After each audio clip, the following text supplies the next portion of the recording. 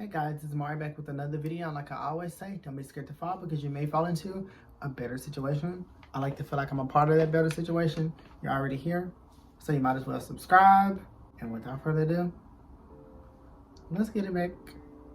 Let's get into the video.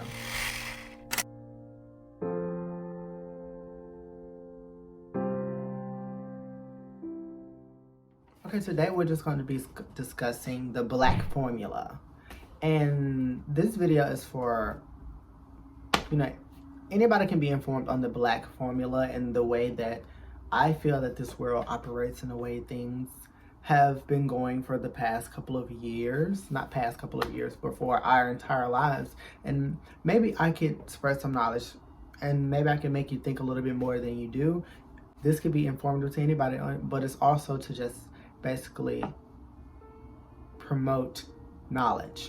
For one, I want to say that a lot of Black people, we come from poverty, and that stems from slavery. But a lot of us don't realize that since we come from poverty, a lot of our ancestors are set in that poverty, and they are taught to, once you get something and it's fine and you're living in it and you're okay, don't let it go. Which is a good mentality to have, but it has prevented us and has stopped us as Black people from wanting to grow. And it's not something that a lot of us know. They pass their homes on from generation to generation. And there's nothing wrong with that. But just imagine passing it on.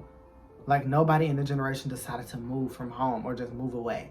And it's because this world and this society has made Black people feel as if we can't move, that we shouldn't move. And that's why I say that move away from your hometown, because break the curse. We're afraid to move, and the world has made us feel like that. They have put us in a box that we don't even know that we're in. They have made us feel like we can't grow, and they want us to feel comfortable. They want us to get comfortable in being comfortable. They don't want us to feel like that we can do as much as we've already done. You get to pay your bills and you get to get a steady flow. You may be working check to check, but you're making it. And for the first time, you're doing good in life and you feel like that's all it is. You don't want to fuck it up. You don't want to move away to do anything else. They want us to feel like that's it. And our ancestors have been taught to, once you get in a place where you have something, hold on to it. And of course that may have been the case for that time, but as of now we do have better opportunities to grow. Of course we have systematic things that keep us from growing, but we have a better opportunity. So those type of things kind of apply, but don't apply, at least not the same way as back in the day. And getting on to the systematic restrictions. Those things, what I mean by systematic restrictions, like we may not have the same opportunities as white people or other races. So those are things that may hinder us or make us afraid to move, because we know that we don't have the same opportunities as everyone else.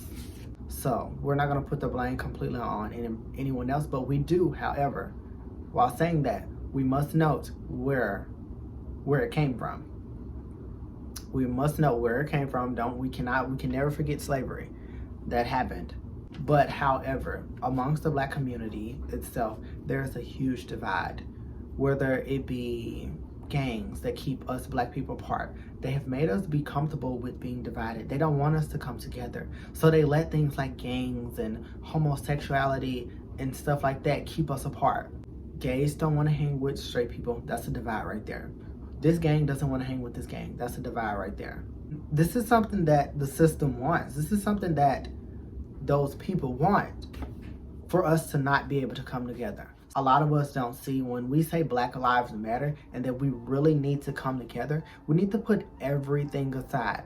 These gangs, this sexuality mess, and we need to come together, like as a race ourselves, and make this better, because that's where the power comes from.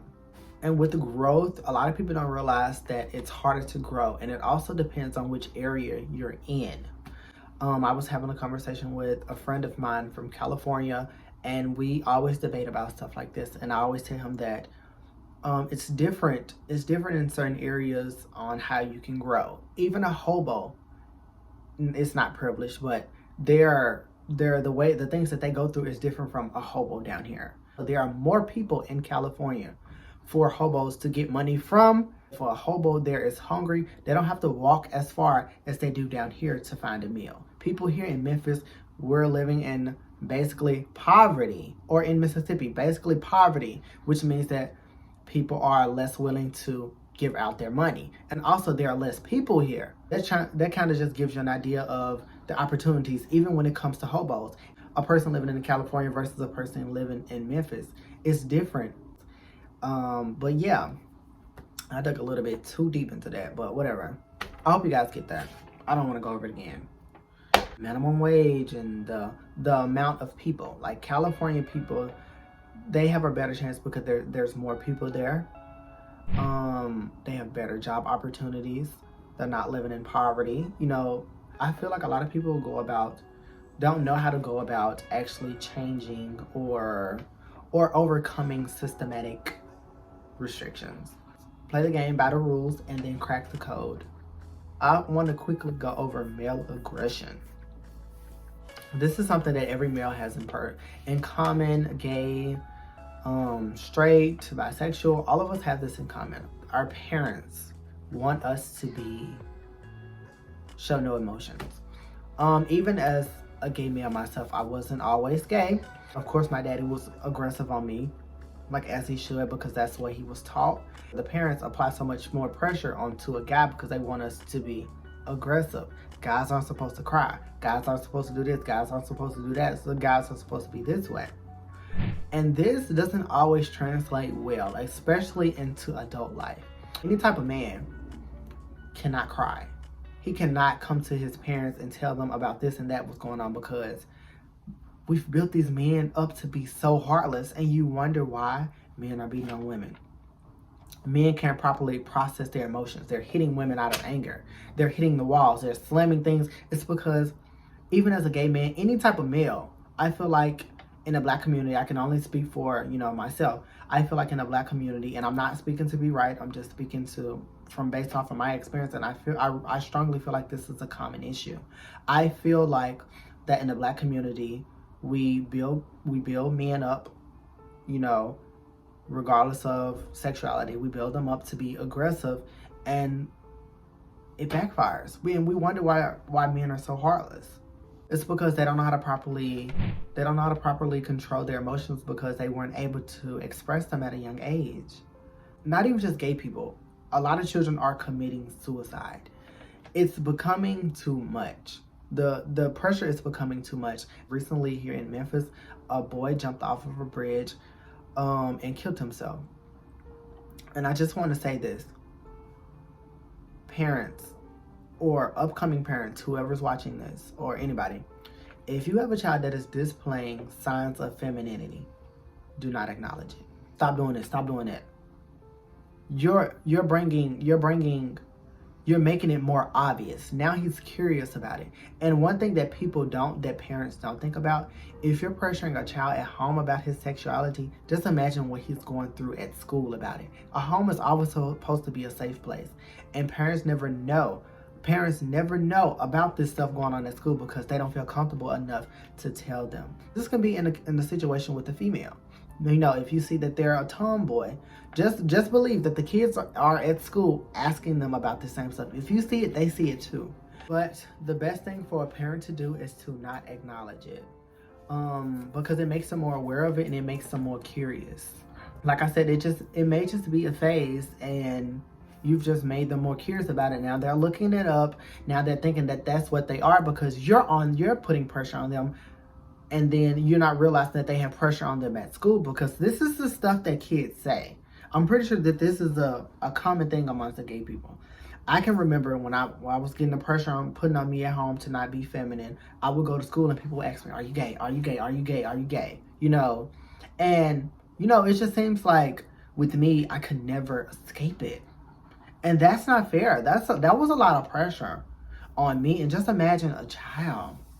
A moment of silence. Like, a lot of people nowadays like to use their past as an excuse to not grow.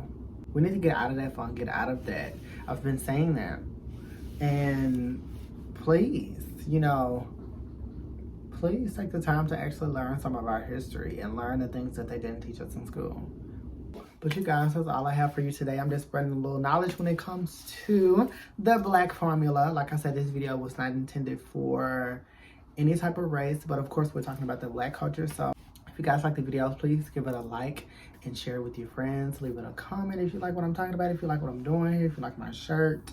It's a Shein haul coming soon, probably. I don't know. I might do a Shein haul. I don't know, we're gonna see. But yeah. And that's all I got for you guys. Stay safe, stay positive, learn something new every day, read a book, go outside, stay off them phones, don't spend too much time on TikTok and Instagram. Yeah. And be productive. Be productive. Get a career. Work on a career.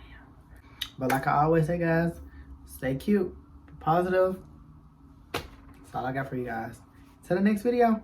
Toodles.